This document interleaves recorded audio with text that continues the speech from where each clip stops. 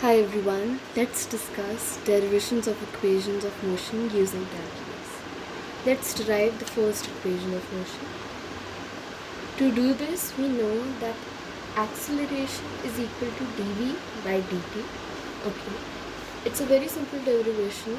We will take dt towards left hand side. So here we will have adt equal to dv. We will integrate both sides and put the limits as for ADT, we'll put the limit from 0 to t because we are assuming that we are starting from time 0 and ending at t. And for dv, the limits are from u to v, u being the initial velocity, v is the final. Deriving this, integrating this, we will get over this side 80 and here we will get v u to v.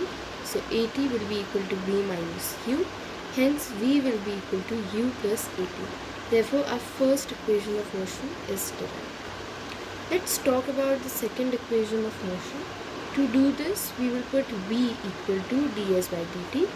Remember, for deriving the first equation, you will be using the formula of acceleration equal to dv by dt, whereas for second equation we use velocity equal to displacement upon time.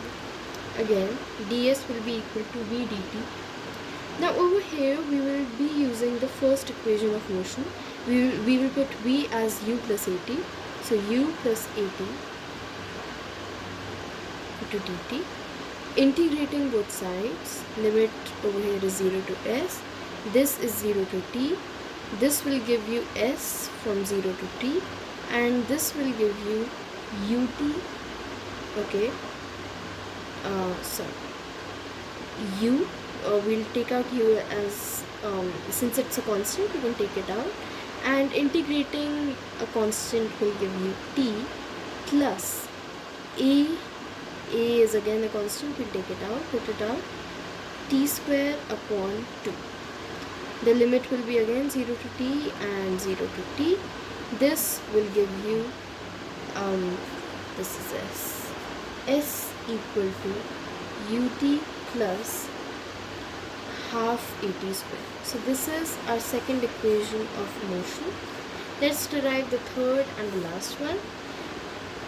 Remember, for the first equation and the third equation, for both of them you will be using acceleration equal to dv by dt, except in the third equation we will change it a bit and divide and multiply this by displacement ds. Now we know ds upon dt is basically velocity v. So we will have dv upon ds into v, a equal to dv upon ds into v. We'll take this ds to the left hand side. This will give us a ds equal to v dv.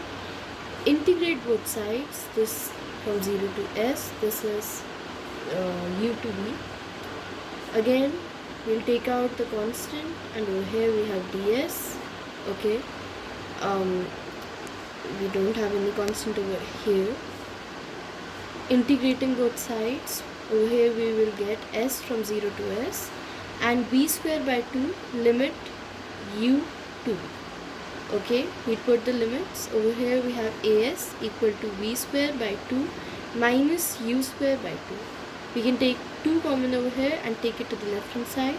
This will give us 2as equal to v square minus u square, and therefore we will have the equation v square equal to u square plus 2as. This is the third equation. Thank you for watching. These were the basic equations, and subscribe for more. Bye.